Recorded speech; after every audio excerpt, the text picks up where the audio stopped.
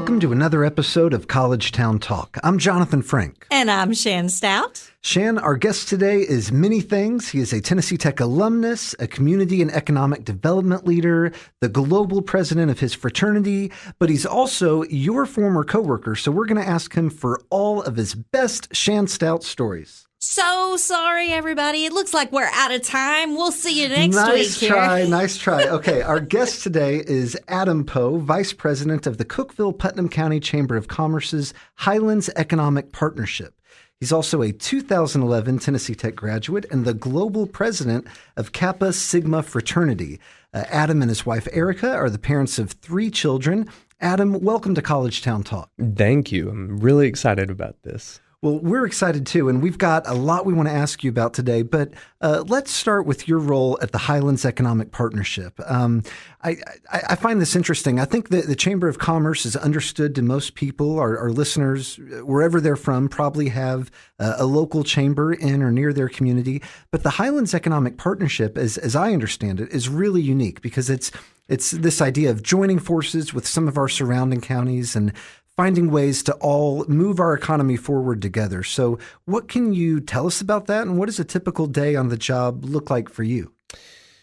Yes. The wonderful thing about the Highlands Economic Partnership is we're the only regional economic development organization in the entire state. So the Highlands region is really Putnam, White, Jackson, and Overton counties.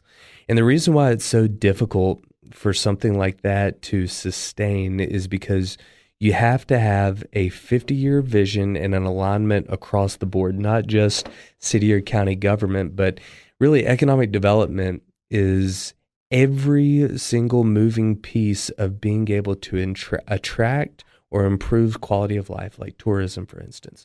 Tourism is such a huge piece of economic development. Parks and recreation, huge piece of economic development.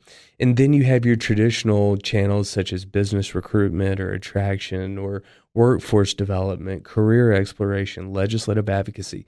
And when you have that many moving pieces just in one entity, like let's say a city, for instance, that's difficult, because like you have to have multi-generational consistency or multi-officer consistency, should I say.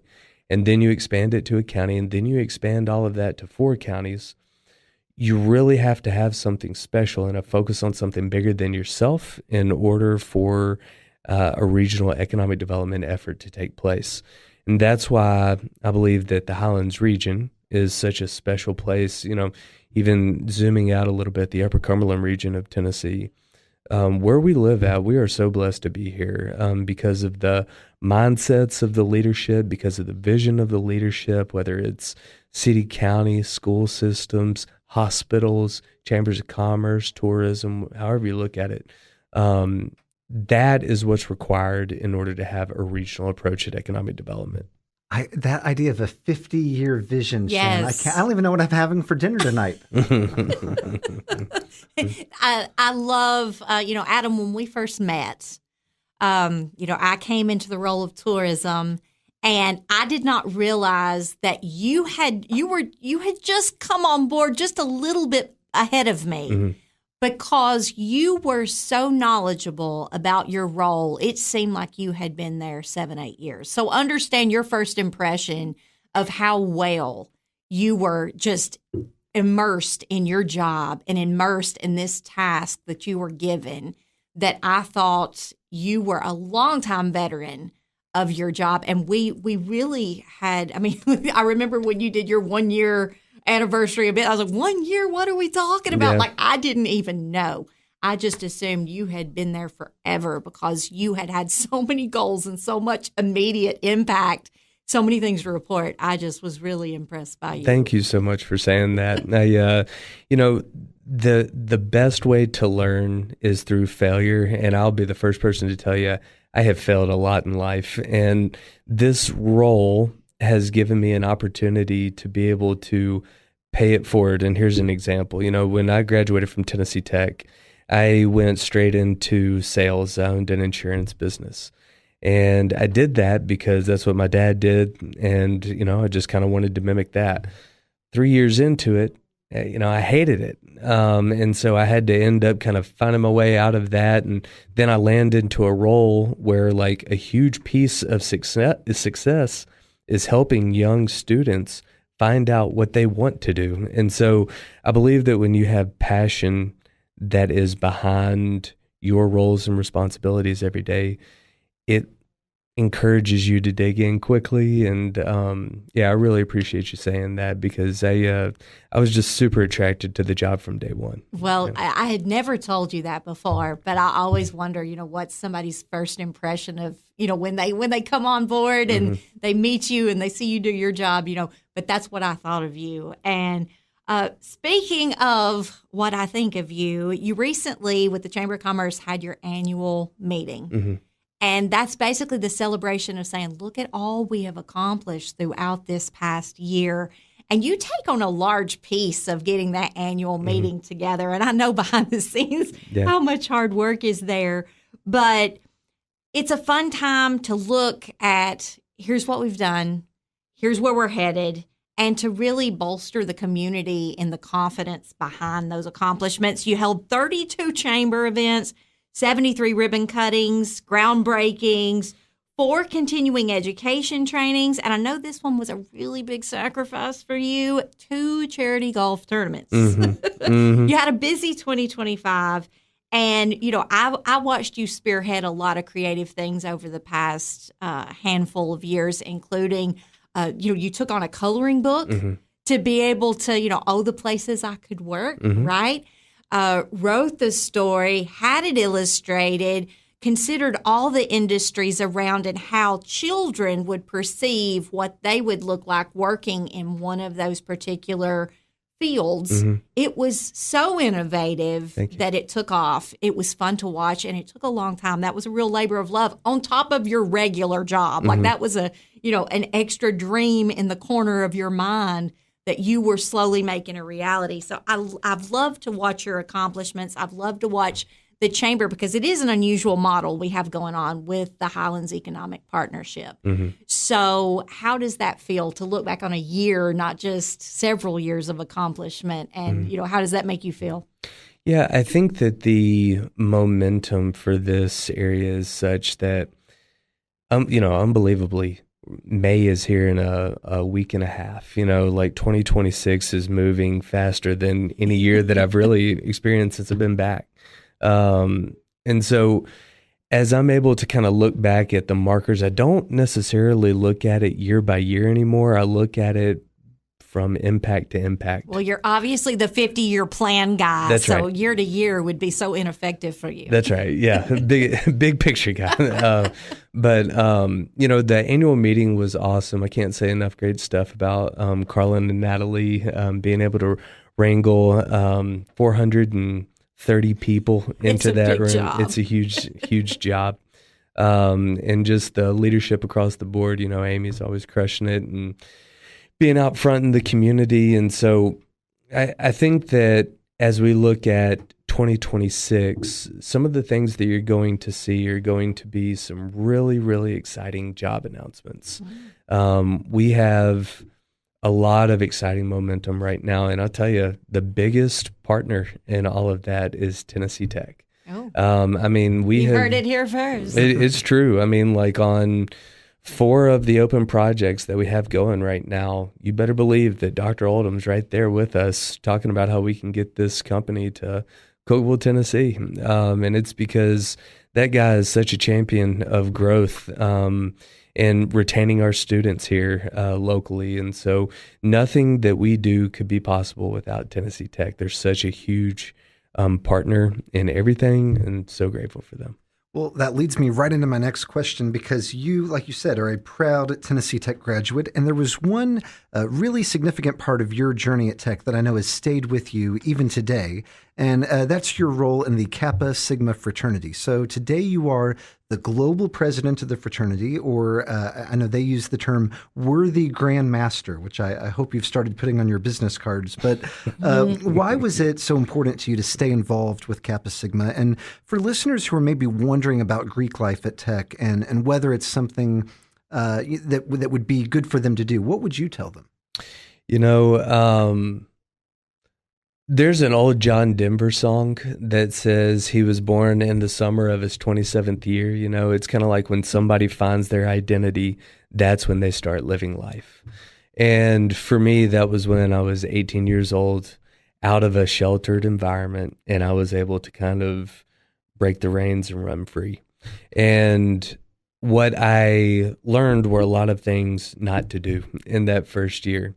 And if I wouldn't have had the mentorship and guidance that the fraternity gave me, I'm not sure that I would have graduated Tennessee Tech. I'm not sure that I would have ever done a community service hour. I'm not sure that I would have focused on grades or anything like that. And so I give a ton of credit to the fraternity for being able to help me grow up and teach me the important things in life. And it made such an impact on me because I had some family things that were going on at that same time, that for 4 Christmases, 4 Thanksgivings, 4 Easters, 4 birthdays, I was at 525 North Walnut Avenue at the Kappa Sigma house. And I will tell you, every single Christmas, there were at least 20 of my fraternity brothers there with leftovers and gifts from their parents, like supporting me. And so I always took that as a way for me to never forget that and to give back. And so, you know, being able to grow into this role of Kappa Sigma, I see the impact that can be made generationally now. And we actually did an interesting study, and we have about 1 out of every 8 of our undergraduates that don't have a father figure in their life. And so the need for that big brother, you know, that mentor to be able to make sure that they're, you know, staying between the guardrails and focusing on what's important is critical. Our world needs leadership. Our world needs the men that are going to stand up for what's right. And I love the opportunity to be able to lead that. Well, and speaking of leaders, I mean, there's some really prominent leaders who are Kappa Sigma alums. Mm-hmm. I don't know if you want to talk about it. Yeah, sure. You're going to be meeting soon with one of those. Yeah, actually, on Friday, we're gathering together for what's called our Supreme Executive Committee meeting that we have quarterly, and we're doing that in D.C. because we're going to be presenting our Man of the Year award to Speaker of the House, Mike Johnson. We're going to his office and going to be able to present that award to him. He was an undergraduate at our Gamma chapter at LSU, and just really excited to have that opportunity. And then, like last year, you know, we were able to spend a couple of days with Craig Melvin, the Today Show anchor, amazing guy from Alpha Nu chapter at Wofford University. But this position has gifted me so many things. This fraternity has, should I say. But access to our fraternity brothers that have really pursued after success in their career fields has been an inspiring thing to watch, and really is an inspiration for me to never get complacent and comfortable. And so I'm very excited about that. Well, and I'm curious about, you know, you talked about 18-year-old Adam, you know, when you were going toward your college journey. If you could look back to that Adam, would he be able to believe what you've accomplished now, the networking that has happened because of your fraternity experience and how you elevated like that? You know, sometimes an experience with a sorority or fraternity can be the short-time little family, your college family that kind of looks out for you, protects you, becomes that external family unit that you're needing to find belonging, and it may only be for a short time. Yours has been very long running and very active. So what do you think 18-year-old Adam would feel today looking at where you are? Yeah, unbelievably, November the 18th of this year will be 20 years in the fraternity.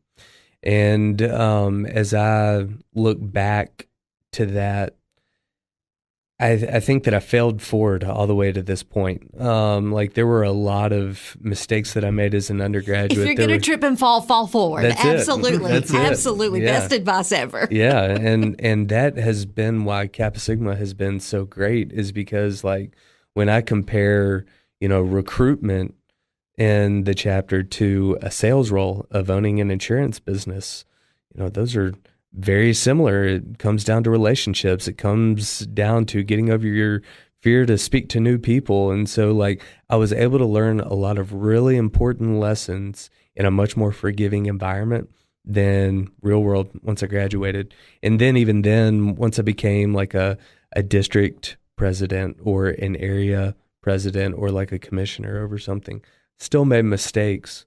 The mistakes were more noticeable, but I was able to learn bigger lessons. And it's now incumbent upon me to be able to teach that to the younger brothers that are coming up through. And so I'd say that I've been to about 220 campuses across the United States and Canada.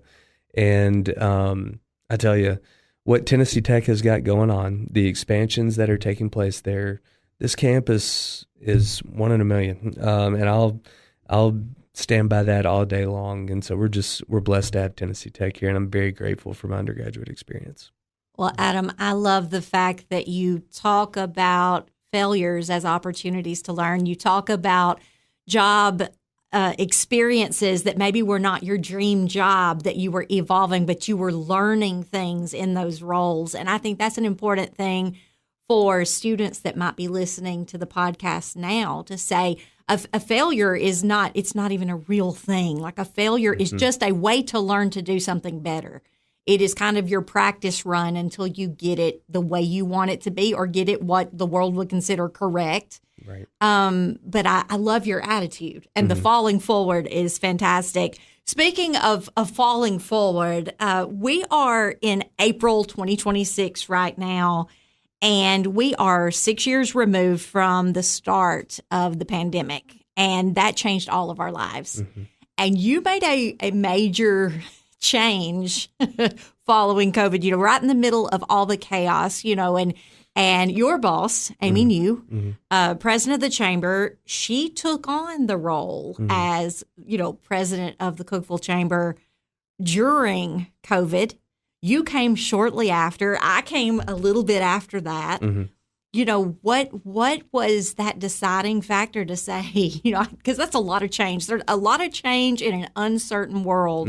So, what can you tell us about your experience? What were some of the lessons that maybe you learned? And, personally, how did you feel during that time? Yeah, and this one's gonna go deep. I remember in 2018, I came back for a homecoming, and I had one of my chapter brothers that we went out to eat at Spanky's at lunch after the parade, and I hadn't seen him the Friday night before. I'd just seen him on that Saturday, and we were sitting there, and he told me that he got diagnosed with terminal cancer. And at this point, so I'd been in insurance for 6 years, and I hated it, but the money was good, so I didn't want to get out of it, right? And while we were sitting there talking, I asked him, kind of, how does it make him feel? What are the things that he are going through his head? And he started crying.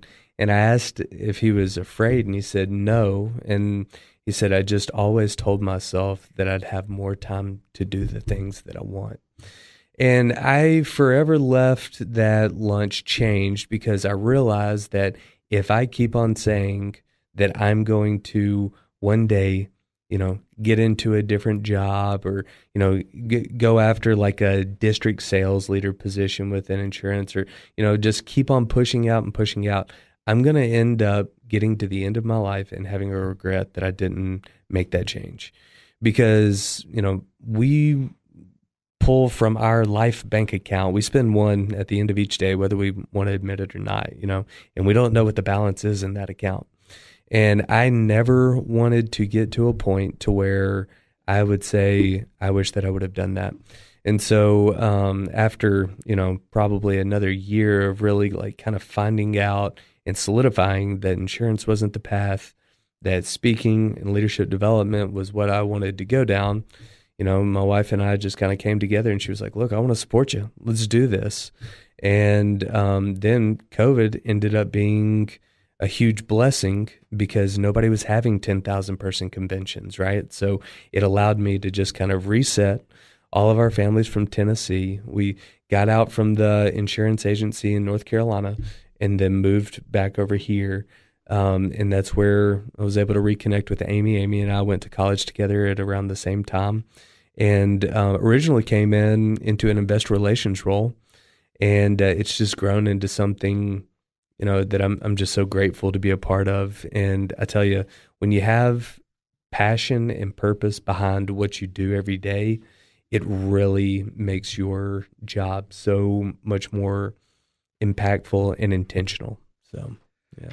Well, that is profound. I was not Yes. ready for that, Shan. I want to get in this question. We don't have a ton of time, but I'm fascinated by this. So I want to ask you, a lot of our listeners may not know, you're also an accomplished painter.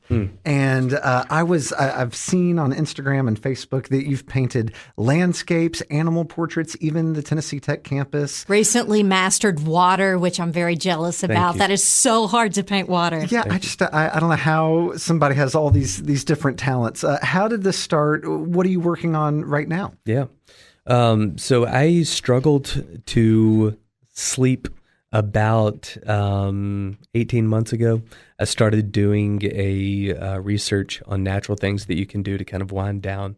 Painting was one of those. Winston Churchill, Abe Lincoln, George Bush, they all started painting to wind down. I started doing that, and I have just found like a passion for it. And a talent, not just passion. People can be passionate and not be talented, but you are both. Well, I appreciate you are that. killing it. Thank you. I do it every night, that I don't have some type of a volunteer obligation with the fraternity from about 8 to 11. And I'm trying to compete in Southeastern and nationwide shows right now. So I've got my next big submission in July. That's amazing. Good luck. Thank you. And I was thinking about, we've talked with Adam about his painting, Tyler Asher about his woodworking, Andrea Kruska came on, talked about her photography. You're a master of puns. You could furnish a whole house with our podcast. Yes, wouldn't that be great? Hey, Tyler's my frame guy, so I support Tyler. You understand completely. Oh, yeah. Now, Adam, very quickly, and this, I feel like I should know the answer on this one. We like to end the podcast with the same question. What is one way that Tennessee Tech has impacted your life? Being able to have an incredible undergraduate experience, I think, is worth so much more than, a networking opportunity or anything like that. It allows somebody to find their identity. And when somebody has an incredible undergraduate experience and they find their identity, they're able to go out and be the best version of themselves. And that doesn't necessarily mean always making the right decisions, but it means trying your best at what you do and not giving up. And I know that that's exactly what Tennessee Tech did for me. I see why he's a sought-after speaker. Oh, I know. Shane. If you're going to fall forward. I mean, that's Adam's next book. I love take it. Notes. That's it. Well, thank you so much for being our guest today on College Town Talk. It was my pleasure. Thank you. And for our listeners, if you're enjoying our show and hearing from community leaders and Golden Eagle alumni like Adam Poe, would you do us a favor and leave a 5-star review on Apple, Spotify, or wherever you get this podcast? It all helps to spread the word about the great things happening right here in Cookeville. And we'll meet you back here again next week for more conversations with the people who make Cookeville Tennessee's college town. College Town Talk is presented by Tennessee Tech University in partnership with the Cookeville-Putnam County Visitors Bureau. Your hosts are Jonathan Frank and Shan Stout, and original music is performed by Andrew Buckner. Visit us online at tntech.edu/collegetowntalk.